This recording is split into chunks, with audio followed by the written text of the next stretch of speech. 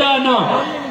اور وہ منظر سیدہ طیبہ فاطمہ الزہرا نے اپنی آنکھ سے دیکھا جب ظالموں نے گن سے بڑی اجڑی حضور کے کاندھے پر رکھ دی.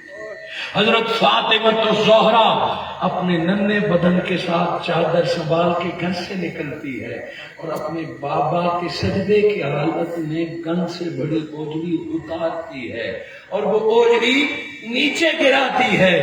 جب فاطمہ اپنے ننھے ہاتھ سے بابا کے کان سے اوجڑی گراتی ہے تو ظالم جابر کافر ہنس ہنس کے ایک دوسرے پر گرتے ہیں کہ وہ گن کے نیچے دبا ہے, کوئی بچانے والا نہیں, اور فاطمہ گن سے نکال رہی ہے. جب اوجڑی نیچے گر گئی وہ بچی فاطمہ الزہرا روتی ہوئی گھر میں آئی اور اپنی ماں خدیجۃ الکبریٰ سے لپٹ گئی. میرے آقا بھی کاندھا صاف کر کے گھر آتے ہیں تو فاطمہ الزہرا رو کے اپنی ماں سے کہتی ہے, ماں ہم نے لوگوں کا بگاڑا کیا ہے, میرے بابا کی ان سے دشمنی کیا ہے. کبھی ہمارے گھر کے دروازے کے سامنے کانٹے پھینک جاتے ہیں, بابا نکلتے ہیں تو زخمی ہو جاتے ہیں. کبھی اپنے گھر کا گند ہمارے سے اندر پھینک جاتے ہیں, اور آپ تو حد ہو گئی کہ میرے بابا کے کاندھے پر گن سے بڑی ہوئی اوجڑی ڈال دی. اما بتائیے تو صحیح میرے بابا نے ان کو تکلیف کیا دی؟ خدیجۃ الکبریٰ کیا جواب دیتی؟ روتی ہوئی فاطمہ کو بازوؤں میں لے کے بھیجا. میرے آقا داخل ہوئے, آؤ فاطمہ میرے سینے سے لگ جاؤ, تیرا بابا کا کوئی جرم نہیں ہے, میری ان سے کوئی دشمنی نہیں. فاطمہ آنسو پونجھ لے, ابھی بڑا وقت باقی ہے. ہاں تیرا بابا اتنا چاہتا ہے کہ ان کو جہنم سے بچا کے اپنے ساتھ جنت میں لے جائے, بس اسی وجہ سے وہ تیرے بابا کو دیکھ نہیں سکتے. آغاز سے یہ رونا, یہ قربانی فاطمہ الزہرا کی عادت بن چکی تھی. حاضرین مکرم, جس طرح نسل مصطفیٰ کی بقا کے لیے اللہ رب العزت نے سیدہ طیبہ فاطمہ الزہرا کو چنا, علی المرتضیٰ کو رب نے حسن دیا, حسین دیا, وہاں پھر سیدہ فاطمہ الزہرا کو اللہ نے زینب جیسی بیٹی عطا فرما دی. حسن کو ایک مقصد کے لیے پیدا کیا, حسین کو ایک مقصد کے لیے پیدا کیا. وہ عرب دنیا جو بیٹیوں کو زندہ درگور کرتے تھے, وہ جو بیٹیوں کو بھیڑ بکریوں کی طرح پیدا ہونے کے بعد بازار میں بیچ دیتے تھے, انہوں نے پہلے فاطمہ الزہرا کا مقام دیکھا.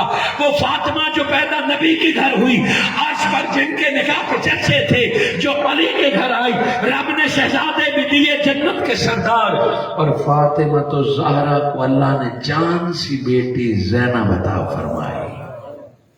اور علی المرتضیٰ اور فاطمہ الزہرا, علی المرتضیٰ جتنا بیٹوں سے پیار کرتے تھے اس سے بڑھ کر اپنی بیٹی زینب سے پیار کرتے تھے. وقت بیتتا گیا, حضرت امام حسن نے اپنے حصے کی قربانی دی, صلح کر کے امت پر احسان کر دیا, صحابہ پر احسان کیا, انسان پر احسان کیا. حضرت حسن نے حضرت معاویہ سے صلح کر کے اسلام کو بچا لیا, قرآن کو بچا لیا, نظام کو بچا لیا, وگرنہ تلواریں چلتی, خون بہتے اور اسلام کو شدید نقصان پہنچتا. حسن صلح کے لیے پیدا کیا گیا تھا, اور امام حسین نے یزید جیسے مردود اقتدار کر بیٹھنے کے بعد حسین نے اعلان کر دیا کہ بے نمازی مسلمانوں کا سربراہ نہیں ہو سکتا, بد کردار مسلمانوں کا سربراہ نہیں ہو سکتا, شرابیوں کے پاس بیٹھنے والا وقت کا امیر اور مسلمانوں کا خلیفہ نہیں ہو سکتا. یزید کے بیعت کا انکار کیا. امام حسین کو پیدا اسی کام کے لیے کیا تھا, اظہار جرأت کے لیے, باطل سے ٹکرانے کے لیے. 10 محرم تک آپ نے بارہا بیعت امام حسین کا واقعہ سنا ہوگا. مدینہ المنورہ میں انکار کر دیا, اور مدینہ سے امام حسین آئے مکہ میں, یزید کی بیعت کا انکار کرتے ہوئے مکہ میں آئے, مکہ سے یزید کی بیعت کا انکار کرتے ہوئے کوفہ کی طرف گئے، کربلا تک لایا گیا، اور کربلا میں حسین ڈٹا رہا اپنے نام پر، حسین ڈٹا رہا حق پر، گردن کٹ گئی مگر امام حسین جھکے نہیں ہیں۔ میں کربلا کی بات نہیں کر رہا، میں اسے اگلی بات کرنا چاہتا ہوں۔ کربلا تک امام حسین اپنا پورا گھرانہ بھی ساتھ لے کے آئے، جہاں آپ کی توجہ چاہتا ہوں کہ امام حسین جب مدینہ سے نکلے تو مدینہ کے لوگ امام حسین کے قدموں میں گر گئے، خواتین کو مت لے جائیے، فاطمہ اور سکینہ اور زینب اور رباب کو یہاں چھوڑ جائیے، ان کو نہ لے جائیے، ان کو یہاں چھوڑ جائیے۔ مگر امام حسین نے ایک بیٹی مجبوری کی وجہ سے چھوڑی، اس کے علاوہ امام حسین نے 2 ماہ کا علی اصغر بھی لیا، اور اپنی ازواج، اپنی اولاد، اپنی بیٹیوں، اپنی بہنوں ساروں کو لے کر امام حسین کربلا تک آ گئے۔ اور سیدہ زینب تو امام حسین سے اتنی محبت کرتی تھی، امام حسین پر جان دیتی تھی۔ جس دن نکاح ہو رہا تھا سیدہ زینب کا حضرت جعفر کے بیٹے سے، حضرت زینب نے کہا مجھے بڑوں کا فیصلہ قبول ہے مگر میں زینب کی ایک شرط ہے، وہ دلہا کو خود بتاؤں گی، میری ایک شرط ہے، یہ شرط قبول ہے تو زینب کو نکاح قبول ہے۔ جب دلہا نے پوچھا، اور وہ اپنے خاندان کا تھا، کیا شرط ہے؟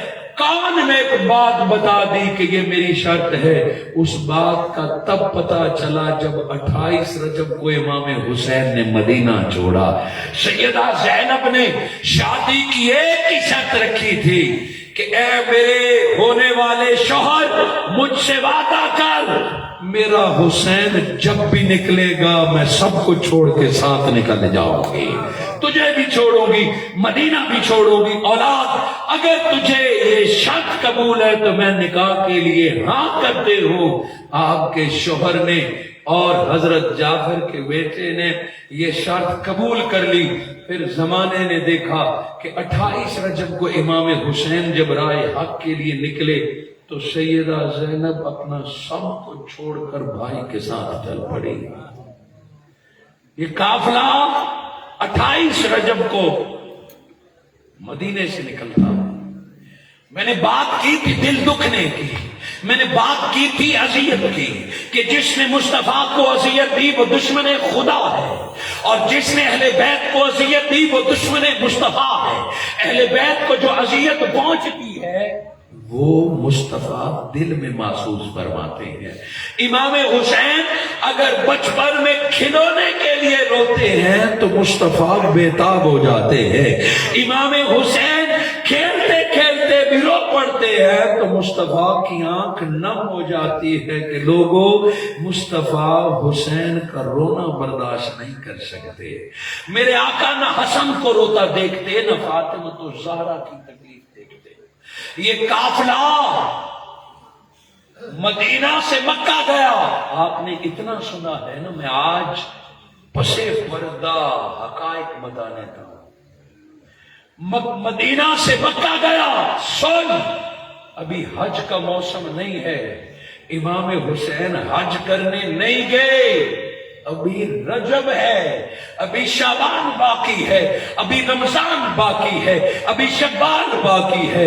مدینہ کے لوگ تو حج کے چاند نظر آنے سے چند دن پہلے مکہ جاتے تھے، مگر امام حسین مکہ سے نکلا تو یزید ظالم قاتل اقتدار کے بھوکے تیری وجہ سے نکلا ہے، تیرے تلوار سے لیس بھیجے جانے والے ان ظالموں سے نکلا ہے جو حسین سے مدینہ میں بیعت یا سر مانگتے تھے۔ 28 رجب کو امام حسین پورے خاندان سمیت یزید کی وجہ سے نکلا، اور شعبان کے ابتدائی دنوں میں یعنی 9 یا 10 دنوں میں امام حسین مکہ سے مدینہ پہنچ گئے۔ پھر امام حسین نے مدینہ میں اپنے خیمے لگائے، शाबान वहीं पे गुजारा, रमजान वहीं पे गुजारा, शबाल इमाम हुसैन मुसाफरी में, ज़िकात इमाम हुसैन मुसाफरी में, ज़िलहज का चांद नजर आ गया, लोग हज के लिए आ रहे हैं और इमाम हुसैन अपने पूरे काफले मर्द व खवातीन को ले काबा को छोड़ के कूफे चल पड़ा। ये बात भी बारहा सुनते हैं मगर तवज्जो कीजिए, इमाम हुसैन मक्का से कूफा आया, कूफे से आपका रास्ता बदला, आप करबला आए, 5 माह का मुसाफिर करबला पहुंचा और करबला में 2 मुहर्रम से लेके 10 मुहर्रम तक इमाम हुसैन तो अपने रब के पास पहुंच गए, अली अकबर और अली असगर को भी साथ ले गए, इमाम हुसैन तो अपने नाना के पास पहुंच गए, अपनी अम्मा के जान के पास पहुंच गए, अपने बाबा के पास पहुंच गए, अपनी जागीर जन्नत में पहुंच गए, 72 तनों का काफला भी ले गए। अब मैं करबला से जन्नत का फासला नहीं बता सकता, बाकी किलोमीटर और गज बताऊंगा, मगर करबला से जन्नत कितनी दूर है ये मेरी बसात से बाहर है, मगर जन्नत बहुत दूर थी। जहां भी है करबला के शहीद शहादत से पहले बताते हैं कि आखिरी रात हमने निगाह उठा के देखा तो जन्नत हम शहीदों को अपने सर पे नजर आ रही थी। यानी दुनिया जन्नत की तलाश में निकलती है और जन्नत खुद हुसैन के इंतजार में थी। 10 मुहर्रमुल हराम को इमाम हुसैन अलैहिस्सलाम शहीद होकर जन्नत में पहुंचे। आप कहेंगे कि इतना जल्द आपने करबला पूरा कर दिया। हाँ, चूंकि करबला इतना बड़ा इम्तिहान नहीं है, गर्दने हुसैन अली अकबर अली असगर का शहीद होना इतना बड़ा इम्तिहान नहीं है। ये तो शहीदों के जन्नत जा रहे हैं, ये तो शहीदों के रब का दीदार कर रहे हैं। हुसैन शहीद हुआ तो दरबार मुस्तफा में जाएगा ना। हुसैन आप शहीद हुए तो अपनी मामा फातिमा तो ज़हरा की झोली में जा रहे हैं। अली अकबर और अली असगर आपके जसद पर घोड़े दौड़े हैं तो आप अपनी नानी फातिमा तो ज़हरा की झोली में जा रहे हैं। हुसैन तू तो अर्श पे जाके रब से मिलने जा रहा है, 72 तनों को जन्नत ले जा रहा है। इम्तिहान तो उनका शुरू हो रहा है जिन्होंने अपनी इब्ने ज़ियाद के पास जाना है, जिन्होंने यजीद के पास जाना है। शहीद होने वाले तो जन्नत की पोशाकों में है। ज़ैनब की चादर फट चुकी है, फातिमा और सकीना ने 2 माह से कपड़े नहीं बदले, गले खुश्क है। कुर्बानी और इम्तिहान तो इनका है जो जिंदा है। शहीद लोग तो शहीदों के जन्नत में चले जाते हैं, वो जो बाद वाले हैं न रब से शिकवा कर सकते हैं कि मौला बाप भी ले लिया, भाई भी ले लिया, चाचा भी ले लिया, हम क्या करेंगे? सारे बंद ले लिए, बच्चे भी बुला लिए, सिपा सालार भी बुला लिए, कोई भी तो हुर बाकी न रहा, कोई भी तो हबीब इब्ने मज़ाहिर न रहा। मौला इन खवातीन का क्या होगा? इस लुटे पिटे काफले का क्या होगा? शहीदों को रोने वालों, अगर तुम्हें असीराने करबला के इम्तिहान का समझ आ जाए तो तुम कभी भी अली अकबर न रो, तुम कभी भी अली असगर न रो। तुम्हें रोना आए तो शकीना और फातिमा का, ज़ैनब का यजीद के दरबार में तन्हा बैठने पे रोना आए। इब्ने ज़ियाद की मौजूदगी में खुद अपना तारुफ कराना पड़ा कि मैं कौन हूं। वो नबी की बेटियां जो कभी अपने घर से बाहर नहीं निकली, जिनके साए को किसी गैर ने नहीं देखा, आज शिमत से मुखातिब होना पड़ रहा है। आज इब्ने ज़ियाद बदबख्त से मुखातिब होना पड़ रहा है, जिनकी आवाजें कभी पड़ोसियों ने नहीं सुनी। अल्लाह भरे दरबार में उनको तकरीर करना पड़ रही है, खुतबे देना पड़ रहे हैं। आज हमारा गम तो 10 मुहर्रम को खत्म हो जाता है, हमारे कपड़े तो 10 मुहर्रम को बदल जाते हैं, हमारी म्यूजिक, हमारे दुकानें तो 10 मुहर्रम को खुल जाती हैं, हमारी खुशियां तो 10 मुहर्रम को फिलहाल हो जाती है। बता भैया 10 मुहर्रम के बाद क्या क्या होगा? پتا بھی ہے مصطفیٰ کی بیٹیاں کس حالت سے گزری ہیں. ہم بے خبر ہیں، ہم رسم و رواج کے عادی ہو گئے، ہم دیکھا دیکھی میں 10 سے کربلا بلا بیٹھے. میں سیدہ زینب معاف کر دے، ہمیں فقط نعرہ حسین میں لگا دیا گیا، تیرا پیغام بلا دیا گیا. سن، 10 محرم کو کربلا پورا نہ ہوا. اگر فاطمہ تیری بیٹی زینب نہ ہوتی تو یزید کربلا پی چکا ہوتا. پھر کربلا والوں کی قربانیاں ہم تک نہ پہنچی. کربلا تک اسلام لایا حسین. یزید نے گردن حسین کٹا کے نانا کے دین اسلام کو کربلا میں دفن کرنا چاہا. سیدہ زینب سلام تیری چادر کو کربلا تک پیغام حسین لایا. کربلا سے چرن میں جو آج کربلا ہو رہا ہے، علی اکبر ہو رہا ہے. یہ کمال علی اکبر و حسین کا نہیں، یہ کمال علی کی بیٹی سیدہ زینب کبریٰ کا ہے. یہ کربلا کی خواتین کا کمال ہے جو کربلا کی گواہی آگے لے کے گئی، کربلا کے درد کو آگے لے کے گئی. اب پتا چلا کہ امام حسین مدینہ سے خواتین کیوں کر ساتھ لائے. خالق کائنات نے جیسے فاطمہ الزہرا کو نسل مصطفیٰ کے لیے چنا تھا، ویسے ہی خالق کائنات نے زینب ثانیہ زہرا کو پیغام حسین کے لیے چن لیا تھا. حاضرین مکرم، امام حسین کی آخری ملاقات بھی اپنی بہن سیدہ زینب سے ہوئی تھی اور آپ کے حوالے کیا امامت، ولایت، اپنی نسل، اپنے بچے، نانا کی نسل ساری سیدہ زینب کے حوالے کی. سارا کٹ چکا، سورج غروب ہو چکا. 10 محرم کی رات کو یزیدیوں نے جشن منایا. جو رات ہوتی گئی ایسا ہی چاند تھا 11ویں کا، یہی چاند تھا، ایسی ہی کیفیت تھی. اور اس چاند نے اس منظر کو دیکھا ہے. شام 10 محرم کی جب غروب ہو گئی، خیموں کو آگ لگا دی گئی. خواتین سیدہ زینب سمیت ساروں کو رسیوں سے باندھ دیا گیا. ایک مرد امام زین العابدین، ان کے ہاتھوں میں بیڑیاں، زنجیر، ہتھکڑیاں ڈال دی گئی. ساری رات کربلا میں قید رکھا اور باتیں سننے کو ملتی. جشن ہوتا تو مبارکباد دیتے کہ حسین کو جہنم پہنچا دیا، مسلمان جیت گئے، یزید کو جیت کا خط بھجوا دیا گیا. ایسے میں اندھیرے میں امام زین العابدین نے حضور کے صحابی حضرت بشیر کو دیکھا. ان کو دیکھا، بلایا کہ ہماری خبر نہ جانے کون، جاؤ مدینہ میں نبی کے آل کے کٹنے کی، مرنے کی، لٹنے کی اطلاع دے آؤ.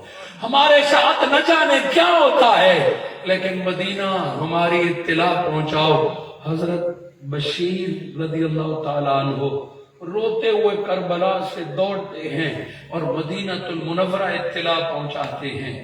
اور یزید کو خط لکھا گیا کہ یزید مبارک ہو، اسلام جیت گیا ہے اور باغی ہار گئے ہیں. جہنمی دوزخ، باغی دوزخ میں چلے گئے ہیں اور مسلمان کامیاب کامران ہو کے آ رہے ہیں. حاضرین مکرم، اگر غم اور درد کربلا تک ہوتا تو بات نہ تھی. اصل ظلم تو کربلا کے بعد شروع ہوا ہے. یہ رونا تو کربلا کے بعد ہے. 10 محرم کی رات، ساری رات ان کو بٹھایا گیا. بتائیے، ہاتھ بندھے ہوئے ہوں، پاؤں میں زنجیریں ہوں، اور سیدہ زینب کے بیٹے بھی شہید ہو گئے اور سیدہ زینب کے 5 بھائی آپ کی آنکھوں کے سامنے شہید ہوئے. ایک امام حسین اور 4 بیٹے، 4 حضرت علی کے بیٹے، حضرت عباس، حضرت علی کے دوسری بیوی سے جو بیٹے تھے، حضرت عباس، حضرت جعفر، حضرت عثمان، 4 بیٹے امام حسین کے بھائی زینب کے 5 بھائیوں کے جسد اس کے سامنے پڑے ہیں، اور اپنے بیٹے اور محمد بھی تو ایک ماں کی صورت میں بھی دکھ دیکھا، ایک بہن کی صورت میں بھی دکھ دیکھا، ایک پھوپھی کی صورت میں بھی دکھ دیکھا۔ امام حسن کے بیٹے بھی سیدہ زینب کے سامنے ٹکڑے ہوئے، ان کے اپنے بیٹے بھی سیدہ زینب کے سامنے ٹکڑے ہوئے، سگے بھائی بھی ٹکڑے ہوئے۔ بتائیے ایک عورت جس کو ہر طرح سے دکھ ملے اس کی رات کیسے گزرے؟ اور سر دیکھے کہ سارے یزیدیوں کے قبضے میں ہے، اور منت کی کہ ہے تم میں سے کوئی نبی کے کلمہ اللہ ماننے والا، مجھے اپنے بھائی کے جسد تک تو جانے دو۔ سختی سے پابندی تھی کہ جانے کی اجازت نہیں۔ رات بیت گئی، صبح 11 محرم کو یہ قافلہ چلا تو نبی کی شہزادیوں کو اونٹ پر بٹھایا گیا، بغیر پالان کے، بغیر قیامے کے۔ جنہوں نے اونٹ دیکھے ہیں وہ اس منظر سے واقف ہیں۔ اونٹ کی چال ایسی ہے کہ بیٹھنے والا ایزی نہیں بیٹھ سکتا، کوہان لوگ دار ہوتی ہے۔ جب کسی کو سزا دیتے ہیں نا تو اسے اونٹ پر بغیر کپڑے، بغیر چادر یا بغیر کرسی، بغیر سیٹ اور پالان کے بٹھا دیتے ہیں۔ نبی کی شہزادیوں کے ہاتھ رسی سے باندھے ہوئے اور انہیں اونٹ پہ بٹھا دیا۔ اس سے بڑا درد یہ تھا کہ جن کے دودھ پیتے بچے تھے، اگر وہ بچے سنبھالیں تو خود اونٹ سے گریں، اور اگر اپنے آپ کو بچائیں تو بچے گریں۔ کربلا کے بچے تیرے حوصلے کو سلام، ماں کے ہاتھ بندھے ہیں اور دودھ پیتے بچے خود گلے سے لٹک کے سفر شروع کر دیا ہے۔ یہ قافلہ جب تیار ہوا، امام زین العابدین کے ہاتھ میں زنجیریں اور پاؤں میں بیڑی ہیں کہ یہ قافلہ اس کے حوالے کرو۔ بیمار کربلا کے سیدہ زینب پکاری، بیمار ہے، اس کو بھی اونٹ پہ بٹھا دو، گھوڑے پہ بٹھا دو، یہ کیسے پیدل چلے گا اور کیسے اونٹوں کی قطار کو ساتھ لے جائے گا۔ جب چلنے لگے، قافلہ تیار ہو گیا، اونٹوں کی قطار سیدنا امام زین العابدین کے ہاتھ میں جب قافلہ چلا تو اب پھر سے غم تازہ ہو گیا۔ اونٹ پہ بیٹھے خواتین، کسی کو بھائی کی جسد، کسی کو بیٹے کا سر، کسی کو بھتیجے کا دھڑ نظر آیا۔ سیدہ زینب نے بھی امام حسین کے جسد کو جب مٹی میں لت پت دیکھا، مدینہ کی طرف رخ کر کے کہتے ہیں یا رسول اللہ ایک نگاہ ادھر تو کیجئے، جس حسین کو سینے پہ لٹاتے تھے آج آپ کی امت نے ریٹ پہ لٹا دیا ہے۔ کپڑوں کے بغیر تیرا حسین تپتی ریت پر گزارے گا۔ اور یا رسول اللہ اپنی بیٹیوں کو تو دیکھیے، آج انہیں اسیر کر کے باندھ کے لے جایا جا رہا ہے۔ یا رسول اللہ نظر کرم کیجئے۔ یہ ندا آپ نے بلند کی، یزید کی ساری فوج کے آنکھوں میں آنسو آ گئے۔ وہ کبھی تنے حسین کو دیکھتے اور کبھی سیدہ زینب کی روتے ہوئے آواز پہ غور کرتے، گریہ طاری ہو گیا۔ کہا جلدی چلو جلدی چلو۔ جب چلنے لگے، سر حسین نیزے پہ زمین میں گاڑا ہوا تھا۔ سر حسین نے یہ یوں دیکھے کہ نیزے پہ امام حسین کا سر مبارک اور نیزہ زمین میں گاڑا ہوا تھا۔ کہا چلو چلتے ہیں۔ جب نیزے کو اٹھانے لگے تو نیزہ کسی سے اٹھا نہ گیا۔ پھر چند بندوں نے مل کے بلایا، نیزہ نہ اٹھا گیا۔ ہائے تازیانہ، وہ چمڑا جس سے اونٹ اور گھوڑے مارتے ہیں، وہ امام زین العابدین کو مارا کہ بتا تیرے بابا کا سر اٹھتا کیوں نہیں ہے۔ وہ تازیانہ لگا تو نے کہا مجھے کیا خبر کہ یہ سر زمین سے نہیں اکھڑتا۔ ابھی وہ بچے تھے اور جب وہ تازیانہ مارا تو سیدہ زینب پکاری کہ ضرور ہمارے قافلے میں کوئی کمی ہے۔ اسی لیے امام حسین کا سر ابھی جانے کی اجازت نہیں دیتا. قافلے والوں کو ندا دی کہ جتنے لوگ زندہ ہیں دیکھو سب موجود ہیں. آس پاس دیکھا تو کہا علی اکبر کی بہن، علی اصغر کی چھوٹی بہن، امام حسین کی چھوٹی بیٹی سکینہ نہیں ہے. گھوڑوں میں، اونٹوں میں آگے پیچھے دیکھا کہیں زینب سکینہ نہ ملی. سیدہ زینب فرماتی ہیں یزیدیو سن لو، جب تک سکینہ کا پتہ نہیں چلتا کوئی مائی کا لار حسین کے سر کو اٹھا نہیں سکتا. حسین قافلہ لے جانے کی اجازت نہیں دیں گے. ساری یزیدی فوج ڈھونڈنے لگی، کبھی جھاڑیوں کے نیچے، کبھی سامان میں، کبھی ہر جگہ. سیدہ زینب نے فرمایا کہ مجھے پتا ہے کہ سکینہ کہاں ہے، مجھے چھوڑو، مجھے اتارو، میں ڈھونڈ کے لاتی ہوں. کہا آپ ہمیں بتا دیں ہم لے آئے ہیں. کہا تمہیں وہ جگہ نہیں ملے گی، وہ جگہ ملے گی تو فقط زینب کو ملے گی. حضرت زینب کے دل کے اندر بھی وہ تڑپ پیدا ہو گئی. اونٹ سے اتری اور کربلا میں جا بجا. سادات کی، عوام کی، انصار کی لاشیں پڑی تھی. ساروں سے گزرتے گزرتے سیدہ زینب امام حسین کے بدن کے پاس گئی. یزیدی بھی صاف اور سیدہ زینب وہاں پہنچی تو چھوٹی سکینہ امام حسین کے سینے سے سر لگا کے رو کے کہتی ہے بابا سارے تو گھروں کو چل پڑے، آپ کیوں نہیں آتے میرے ساتھ؟ میں آپ کے بغیر نہیں جاؤں گی بابا، میں آپ کے بغیر کبھی نہیں سوئی، میری بات کا جواب تو دیجئے، مجھ سے بات تو کیجئے. سیدہ زینب نے اپنی بھتیجی کو بغیر سر کے حسین سے لپٹا دیکھا تو آپ کے صبر کا بندھن بھی ٹوٹ گیا. کہا ظالموں دیکھو تم نے کتنا ظلم کیا، اس سکینہ کو کون سمجھائے گا کہ اب حسین نہیں جائے گا. وہ اپنے بابا کو جھنجھوڑ جھنجھوڑ کے کہتے ہیں بابا اٹھو، میرے ساتھ چلو، ہم گھر جا رہے ہیں، میں نہیں جاؤں گی. سیدہ نے سکینہ کو بزور حضرت امام حسن کے بدن سے جدا کیا. سیدہ زینب امام حسن کو چومنے کے لیے آگے بڑھی، نیزے آگے کر دیے، قریب جانے کی اجازت نہیں. سوچ اس مہر پہ کیا بیتی ہوگی. سکینہ روتی چلاتی اپنے بابا کے بدن سے جدا ہوتی ہے. حضرت زینب سینے سے لگا کے آتی ہے. دوستو پتہ ہے سیدہ زینب نے کہا بیٹی تیرے بابا کا تو سر بھی نہیں تھا، کپڑے بھی نہیں تھے، تو نے پہچانا کیسے کہ یہ میرے بابا ہے؟ تو نے کیسے پہچانا؟ کہتی ہے پھپھو میں گئی تو سارے لوگوں کو دیکھ رہی تھی، کسی کو نہیں پہچان رہی تھی. کبھی ایک کے پاس رکتی، کبھی ایک کے پاس رکتی اور میں کہتی بابا بابا آپ کہاں ہے؟ جب چند لاشوں کے پاس میں رکی تو پھر میرے بابا کے کٹے ہوئے گردن سے آواز آئی بیٹا سکینہ ادھر آؤ، تیرا بابا یہ ہے. کہ پھر بابا کی آواز پہچان کے میں بابا کے سینے سے لپٹ گئی. ارے دوستو وہ تو جنت میں جا چکے، غم ہے تو لگا ہے، ارے علم ہے تو لگا ہے.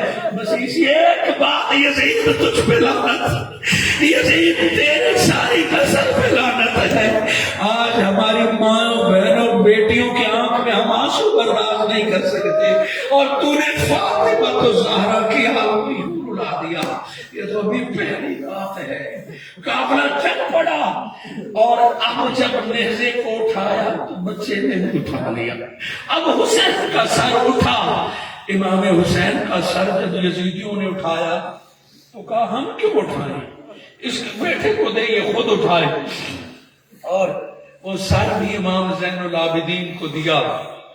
وہ جو 5 ماہ کا مسافر جس کے سامنے اس کے بھائی، اس کے چچا، اس کے بابا، اس کے کزنوں کے گردنیں کاٹی گئیں اور ابھی اس کے سامنے پورے اہل بیت کو اسیر بنایا گیا، بیمار بھی، زنجیروں میں بھی، اور پھر گھوڑوں کی قطار بھی تم نے کھینچی ہے، نیزہ بھی دیا کہ اپنے بابا کا نیزہ بھی سنبھال۔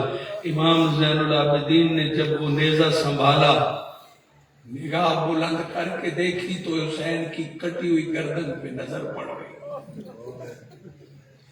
کبھی آپ نے اپنے بیٹے کی کٹی ہوئی انگلی دیکھی ہے؟ کبھی کسی نے اپنے پیارے کا بہتا ہوا خون دیکھا ہے؟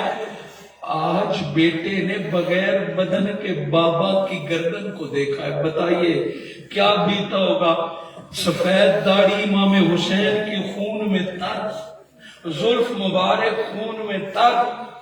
جب امام زین العابدین نے بابا کا سر دیکھا تو غشی طاری ہو گئی، قدم ڈبڈبانے لگے، گرنے لگے۔ سلام زینب تیرے حوصلے کو۔ سیدہ زینب نے فرمایا نہ بیٹا، لڑکنے نہ پائے قدم، گردن کٹ گئی مگر حسین کا سر زمین پہ نہیں گرنے دیا رب نے۔ تیرے ہاتھ سے بابا کا سر گر گیا تو قیامت تک پھر اٹھ نہیں سکے گا، یہ تیرے ذمہ ہے، اب بابا کی عزت تیرے ہاتھ میں ہے۔ اتنے جملے کہے او کما قال، امام زین العابدین نے نیزہ پکڑ لیا اور اونٹ بھی لے کے چل پڑے۔ یہ پہلا دن تھا، رستے میں ان کے جملے، رستے میں ان کے نعرے چلتے گئے۔ دن گزر گیا، فتح کے جشن میں مست لوگوں کو بھوک لگ گئی، یزیدیوں کو بھوک لگی، کیا کھائیں گے؟ کہا اہل بیت کے اونٹوں میں ایک اونٹ پکڑو اور ذبح کرو۔ جو سب سے خوبصورت اونٹ تھا اسے لیا اور ذبح کر دیا، بیٹھ کے پکنے کا انتظار کرنے لگے۔ گوشت بنایا، دیگوں میں بھر دیا، آگ لگا دی۔ یہ لٹے پٹے کیا کھاتے کیا پیتے؟ کھانا تیار ہو گیا، وہ بیٹھے، پکانے والے نے کہا آؤ کھانا تیار ہے آ جاؤ۔ خوشی خوشی آئے بیٹھے، جس دیگ سے بھی ڈھکن ہٹاتے ہیں اور سالن پلیٹوں میں یا برتنوں میں ڈالتے ہیں، پہلی دیگ سے اونٹ کا گوشت نکالنا چاہا تو گوشت کی بجائے خون نکلنے لگا، اس کو بند کیا، دوسرے دیگ کو کھولا، اس سے خون نکلا۔ جتنی دیگیں اونٹ سے بنی تھی ساری خون سے بھری۔ وہ پیٹ کے پجاری، وہ دنیا دار کتے، بھوک چمکنے کے بعد جب دیکھا کہ یہ گوشت کھانے کا نہیں، امام زین العابدین کو پھر پکڑ لیا کہ جب تمہیں پتا تھا کہ اونٹ بیمار ہے تو ہمیں بتایا کیوں نہیں؟ اس نے کہا الحمدللہ ہمارا کوئی اونٹ بیمار نہیں، بتاؤ تو صحیح کون سا اونٹ ذبح کیا ہے؟ کہا جو اس قطار میں سب سے پہلے تھا۔ کہا ظالموں وہ اونٹ تم کیسے کھا سکتے تھے؟ وہ اونٹ میرے بڑے بھائی حضرت علی اکبر کا خود پالا ہوا تھا، جس پر ساری عمر جنتی نے سواری کی ہو، جس کو علی کے بیٹے حسین کے بیٹے نے خود پالا ہو، وہ تمہارے حرام کے پیٹ میں جائے گا؟ نہیں نہیں، جو اہل بیت کا ہے وہ تمہارا کبھی نہیں ہو سکتا ہے۔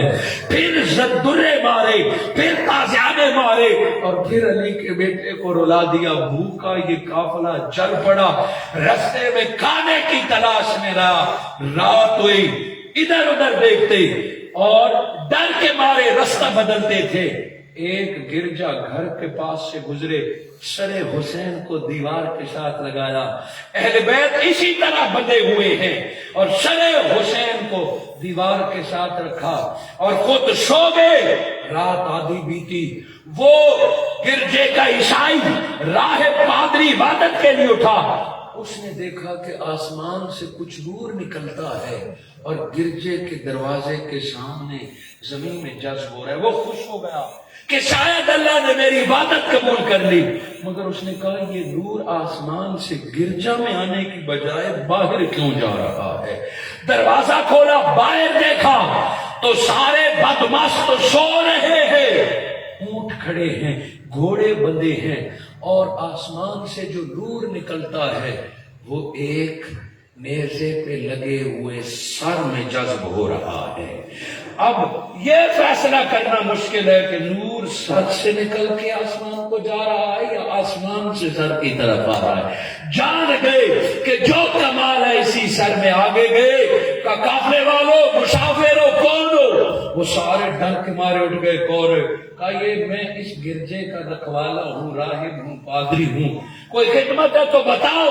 بھوک کے پیاسوں کو اور کیا چاہیے، کھانے پینے کے مطالبے کرنے لگے۔ آپ نے کہا سب کچھ ملے گا، بس یہ سر مجھے دے دو۔ انہوں نے کہا تو نے یہ سر کا کیا کرنا؟ یہ کس کا سر ہے؟ کہا یہ ایک باغی کا سر تھا، مسلمانوں کا دشمن تھا، اسے ہم نے کاٹ دیا ہے۔ کہا بس یہ سر مجھے دے دو، اس کے بدلے جو چاہیے۔ ایک ابن دنیا بولا درم دے گا؟ کہ میرے پاس جتنے درم ہے وہ سارے تمہیں دے دوں گا، ایک رات کے لیے یہ سر مجھے دے دو۔ وہ سر دے گئے گھر کے اندر، اور جہاں جہاں سر لے کے جاتے روشنیاں ہی روشنیاں تھیں۔ زوجہ اٹھی، خون صاف کیا امام حسین کے سر سے، زلف کو دھویا، کنگھی کی، اور سامنے جہاں وہ اپنی کتاب اللہ کی رکھتے تھے، بائبل رکھتے تھے، اسی جگہ پہ سر حسین کو رکھ کر زیارت کرنا شروع کر دی۔ پوچھے لوگوں سے پوچھا یہ نورانی چہرہ کس کا ہے؟ یہ کوئی عام چہرہ نہیں۔ کسی نے بتایا یہ نبی کا نواسہ علی کا بیٹا حسین علیہ السلام ہے۔ پلٹ کے گئے، عبادت کی نگاہ سے دیکھنے لگے، دیکھتے رہے، دیکھتے دیکھتے میاں بیوی کی آنکھ لگ گئی۔ آنکھ لگی تو خواب میں سیدہ طیبہ فاطمہ الزہرا تشریف لے آئی، علی المرتضیٰ تشریف لے آئے، محمد مصطفیٰ تشریف لے آئے۔ اے پادری، تو نے ہمارے حسین کو گھر کا مہمان بنایا، تو نے حسین کے زلف کو صاف کر کے کنگھی دی ہے، لو مانگ، کیا انعام چاہیے؟ حسین کی اماں، حسین کا بابا، حسین کا نانا تجھے خود نوازنے آئے ہیں کہ اگر آپ محمد ہو، حسین کے صدقے زیارت عطا کی ہے تو مجھے رب کی دنیا میں سب سے بڑی نعمت عطا کر دو۔ میرے آقا نے فرمایا لو، سب سے بڑی نعمت ایمان ہے، مصطفیٰ خود تمہیں کلمہ پڑھاتے ہیں۔ آقا نے کلمہ پڑھایا، فاطمہ الزہرا نے تحفے دیے، علی المرتضیٰ نے دعائیں دی، وہ اٹھا، گھر والی کو اٹھایا، گھر والی بھی خوش، یہ بھی خوش۔ کہا بھلیے تو کیوں خوش ہے؟ کہا جو خواب تو نے دیکھا ہے وہی خواب میں نے دیکھا ہے۔ اٹھے، غسل کیا، اور جب یزیدی صبح اٹھے تو یہ حسین کو سامنے رکھ کے لا الہ الا اللہ، لا الہ الا اللہ کا بیت کر رہا ہے۔ کہا عیسائی تو ہمارا کلمہ کیوں پڑھتا ہے؟ کہا ظالم، میں نے فقط سر کو گھر میں لایا، ایمان بھی گھر میں آ گیا، مصطفیٰ بھی گھر میں آ گیا، تم نے گردن کیسے کاٹی ہے؟ انہوں نے سر حسین لیا کہ کہیں یہ پیسے واپس نہ لے اور چل پڑے۔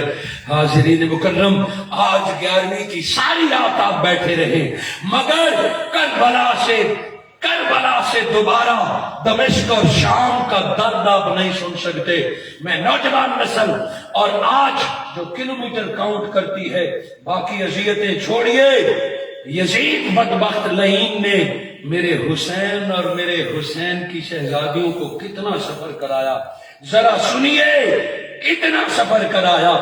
مدینہ سے مکہ 431 کلومیٹر ہے، مکہ سے کربلا کا سفر 1447 کلومیٹر ہے، پھر کربلا سے کوفہ کا سفر 80 کلومیٹر ہے، اور پھر کربلا میں جب شہادتیں ہو گئی تو کربلا سے دمشق کا سفر 923 کلومیٹر ہے۔ زنجیروں میں باندھ کر قافلے کو دمشق تک لے جایا گیا، پھر دمشق سے مدینہ کا سفر براستہ کربلا 1229 کلومیٹر ہے۔ یوں یزید لعنتی بدبخت تیری وجہ سے حسین کے بچوں نے کل مسافری میں 4100 کلومیٹر 5 ماہ میں طے کیا ہے۔ وہ سفر جو 28 رجب کو ہوا، مدینہ قافلہ 2 ربیع الاول کو پہنچتا ہے جب دنیا نے عید منانی ہے۔ لٹا پٹا قافلہ مدینہ میں پہنچا۔ ابن زیاد کے دربار میں جو ظلم ہوا اور یزید لعین بدبخت کے دربار میں جو ظلم ہوا ہے، ارے وہ کربلا سے کئی گنا بڑا ہے۔ جب نبی کی بیٹیاں، علی کی بیٹیاں یزید سے مخاطب ہوتی اور یزید ان کو تانے دیتا اور یزید ان کو امام حسین پر الزامات لگاتا، وہ میں نہیں سنا تھا۔ یزید نے قافلہ دوبارہ بھیجا جب اسے فکر ہو گئی کہ یہاں جتنے دن بیویاں رہے گی تو ان کے چاہنے والے اور حسین پر مر مٹنے والے بڑھتے رہیں گے۔ کہ قافلے کو کربلا لے جاؤ، جس بندے کو قافلے کو مدینہ لے جاؤ، جس بندے کو مدینہ قافلہ لے جانے کا سالار بنایا، سیدہ زینب نے اسے کہا کہ تو ہمیں لے جا رہا ہے، ہماری ایک بات مان لے، اجر قیامت کے دن دوں گا، اجر قیامت کے دن دیں گے ہمارے۔ اس قافلے کے انچارج ہمیں اس رستے سے مدینے لے جا جو کربلا سے گزر کے جاتا ہے، وگرنہ دمشق سے کربلا مدینے کا ایک اور رستہ بھی جاتا ہے، کہ کسی ایسے رستے سے لے جا جو کربلا سے ہو کے جاتا ہے۔ وہ مان گیا۔ سیدہ زینب نے اس کے لیے دعا کی، تعریف کی۔ کربلا میں جہاں موڑ مڑتا تھا کہ ہم یہاں رکتے ہیں، سامنے کربلا ہے۔ کربلا جب یہ قافلہ پہنچا تو 20 سفر ہو چکی تھی۔ 10 محرم کو کربلا سے یہ قافلہ چلا، 10 سفر تک 1 ماہ، اور 20 سفر کو یہ قافلہ جب دوبارہ کربلا آیا تو سر حسین بھی پاس ہے، اور ان کو کہا اتنا رکنا، ہم نے سر حسین جسد حسین کے ساتھ دفن کرنا ہے۔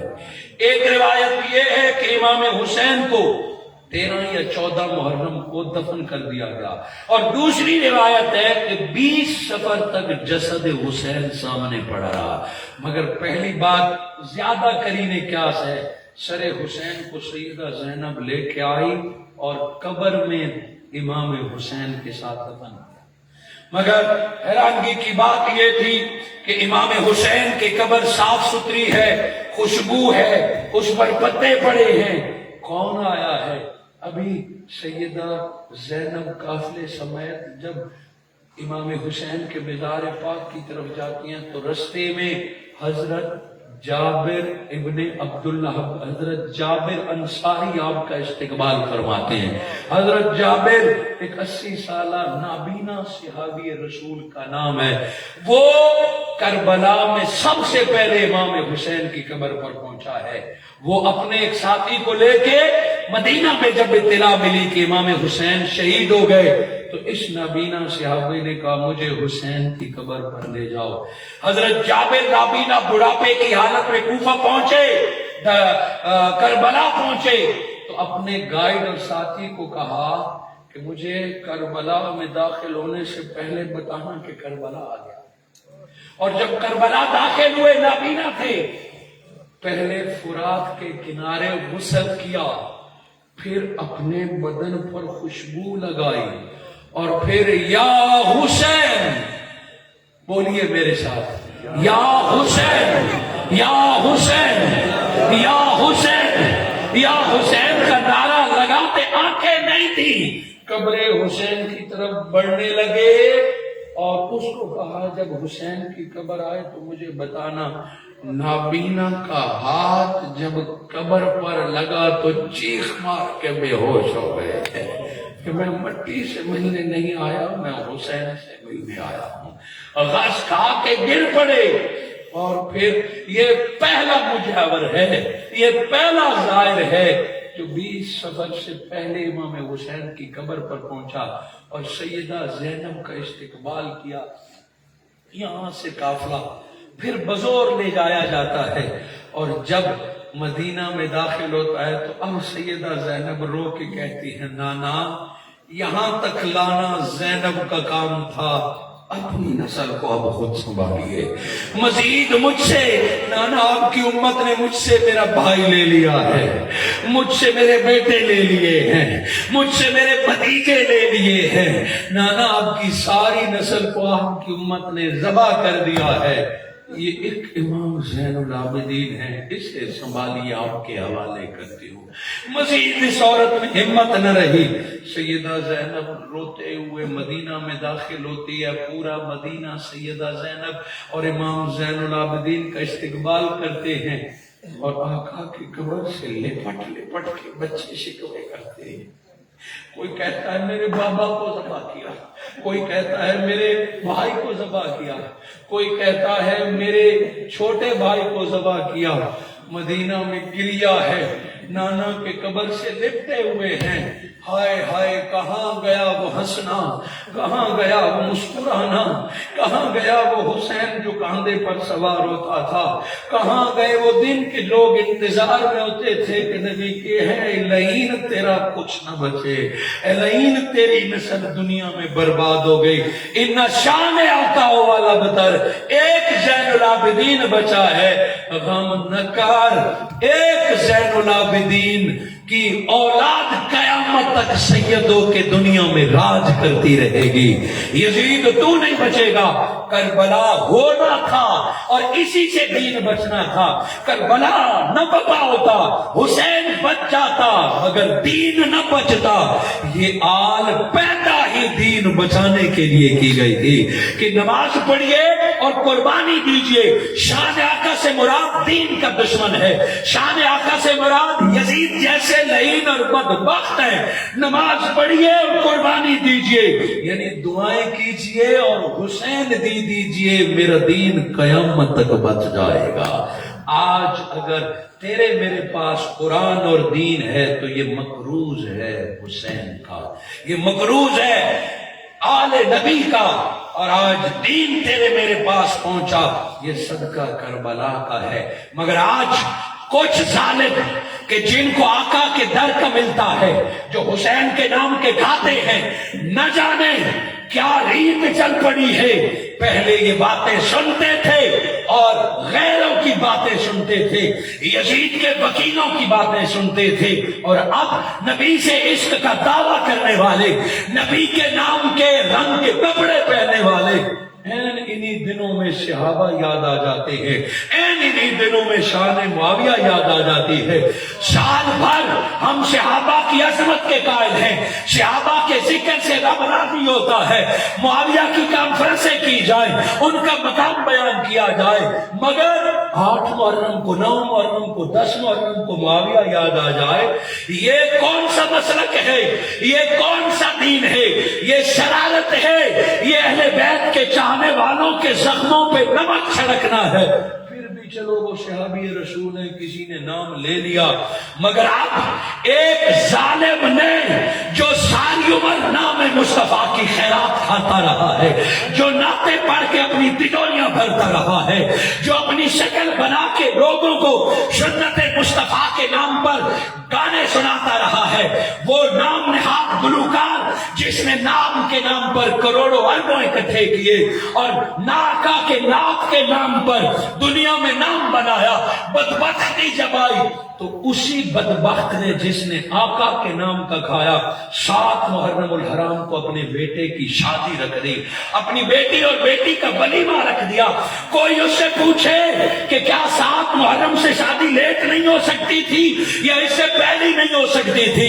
تیری کیا مجبوری ہے کہ تو نئے سوٹ بیٹے بیٹیوں کو پہنا کے، حال بک کر کے، طرح طرح کے کھانے بنا کے آج ولیمہ کر رہا ہے؟ یہ بدبختی ہے. اور وہ دلیلیں دیتے ہیں ہمیں فقہ کی، وہ دلیلیں دیتے ہیں ہمیں قرآن و حدیث کی کہ محرم میں شادی کرنا کہاں منع ہے، محرم میں فلاں کا نکاح ہوا، فلاں کا نہ. او بدبخت جنہوں نے حسین کو شہید کیا تھا، جنہوں نے علی اکبر اور علی اصغر کے جسد پہ گھوڑے دوڑائے تھے، وہ بھی دلیلیں لاتے تھے فقہ کے، وہ بھی قرآن کی آیتیں لاتے تھے کہ حسین باغی ہے، حسین نے خروج کیا ہے، حسین نے حکومت کو نہیں مانا. قتل حسین کے لیے بھی وہ قرآن پڑھتے تھے. اور یہ شادیاں، یہ مثالیں کربلا سے پہلے کہتے ہیں کربلا کے بعد 1 سے 10 محرم تک رب نے امر کر دیا ہے ان 10 دنوں میں ہر مومن کی آنکھ برستی ہے، وہ حسین کو یاد کرتا ہے، آل مصطفیٰ کو یاد کرتا ہے۔ ان بھیڑیا نما لوگوں کے چہرے پہچان لو کہ جنہیں 10 دنوں میں یزید یاد آ جاتا ہے، یزید کے رشتے دار یاد آ جاتے ہیں اور شادیاں یاد آ جاتی ہیں، ان بھیڑیوں کو پہچانو، ان کو سٹیج پہ نہ آنے دو اور انشاءاللہ مجھے کوئی نہیں آنے دے گا حسین کے نہیں آنے دے گا انشاءاللہ۔ جلوہ صاحب آپ سے تائید لینا چاہتے ہیں، کیا جو حسین کو نہیں مانتا انہیں سٹیج پہ آنے دو گے؟ جو حسین کو نہیں مانتا انہیں توحید سنو گے ان سے؟ جو حسین کو نہیں مانتا ان سے صحابہ کا ذکر سنو گے؟ لو، جو حسین نہیں مانتا آج چنن والے ہیں وہ فیصلہ کر رہے، ہاتھ اٹھا کے بتائے کہ جو حسین کو نہیں مانتا، حسین کی اماں تجھے گواہ بنا کے کہتے ہیں، جو حسین کو نہیں مانتا ہم اسے قرآن بھی نہیں سنیں گے، ہم اسے دین بھی نہیں سنیں گے، ہم ان کی عزت بھی نہیں کریں گے۔ حسین تیرے گھوڑے کے قدموں سے لگنے والی خاک ہماری آنکھ کا سرما ہے، اور جو تجھ سے بغض رکھتا ہے وہ اڑ کے بھی دکھا دے ہمارے نزدیک ذلیل ہے، خوار ہے، دشمن خدا اور مصطفیٰ ہے۔ سنبھل جائیے، اپنے ایمانوں کو سنبھالیے۔ 30 سال سے ڈاکٹر محمد طاہر القادری یہی رونا رو رہے ہیں کہ ہماری صفوں میں خارجی گھسے ہوئے ہیں، ہماری صفوں میں ناستی اور رافضی گھسے ہوئے ہیں، عشق کا لبادہ اوڑھ کے اہل بیت کے دشمن ہماری صفوں میں گھسے ہوئے ہیں۔ ڈاکٹر محمد طاہر القادری 20 سال سے حسین حسین کر رہا ہے، اہل بیت کے نعرے لگا رہا ہے کہ ذکر حسین کسی مسلک کا نعرہ نہیں ہے، یہ ایمان کی بنیاد ہے۔ اہل بیت سے عشق کسی کی مسلک کی پہچان نہیں ہے، یہ کلمے کی بنیاد ہے، جس کو خواجہ اجمیر کہہ گئے تھے کہ شاہ تو حسین، بادشاہ تو حسین، دین پناس دین است تو حسین، دین پناس تو حسین، سردار نجات دست یزید حقا کے بنائے لا الہ الا اللہ است تو حسین، کہ حسین کے بغیر کسی کے لا الہ الا اللہ پر بھی ہمیں اعتراض نہیں۔ کوئی لاکھ لا الہ الا اللہ کرے اسے مانو، یہ حسین مانتا ہے تو تیرا لا الہ الا اللہ بھی قبول ہے۔ ہماری ایمان کی پہچان یہی ہونی چاہیے۔ دعا کرتا ہوں 11 شب کو آپ نے اتنی دیر مجھ سے نبی کی یاد، علی کی بیٹی سیدہ زینب کی قربانی کو سنا۔ میں نے کوشش کی کہ کربلا کی بات سناؤں، وہ 1 گھنٹے میں سمجھنے والی نہیں ہے، اس کے لیے جگر چاہیے، دل چاہیے، ایمان چاہیے، خلوص چاہیے۔ خود مطالعہ کیجئے کہ کربلا کے بعد یزید بدبخت کے کیا سیاہ کارنامے ہیں۔ قتل حسین سے تو وہ انکاری ہے، اور اس کے وکیل کہتے ہیں یزید نے قتل نہیں کیا۔ چلو یزید بدبخت کو 11 محرم سے دیکھ لیتے ہیں کہ اس نے کیا کیا کیا، آپ حیران رہ جائیں گے کہ واقعی وہ کافر تھا۔ قتل حسین ثابت نہ بھی ہو، 11 محرم کے بعد 2 سال ہر روز اس کا کفر ثابت کر رہا ہے۔ مکہ پہ حملہ، مدینہ پہ حملہ، صحابہ کو قتل، صحابہ کی بیٹیوں اور پوتیوں اور نواسیوں سے زنا کی اجازت۔ یہ اتنی باتیں سنیں کہ کلیجہ ان کو آ جائے گا۔ بس دعا کیجیے کہ اللہ مجھے اور آپ کو سورہ کوثر کا فیض عطا فرمائے، جو کثرت اللہ نے مصطفیٰ کو عطا فرمائی۔ اللہ تجھے اور مجھے سورہ کوثر کا حکم اور امام حسین کا آخری عمل 5 وقت کی نماز پکی پڑھنے کی توفیق عطا فرمائے، اور اللہ تجھے مجھے قربانی دینی اپنے انا کی، اپنے غرور کی، اپنے تکبر کی۔ اللہ مجھے اور آپ کو قربانی دینے کی توفیق عطا فرمائے۔ غرور انا کی قربانی دیجئے، ہر طرف محبت نظر آئے گی۔ اللہ دنیا میں بھی، قبر میں بھی، اور حشر میں بھی حسنین کریمین کی اولاد کے قدموں میں جگہ عطا فرمائے۔ جزاکم اللہ۔ سلام مصطفیٰ دعا اور اس دعا میں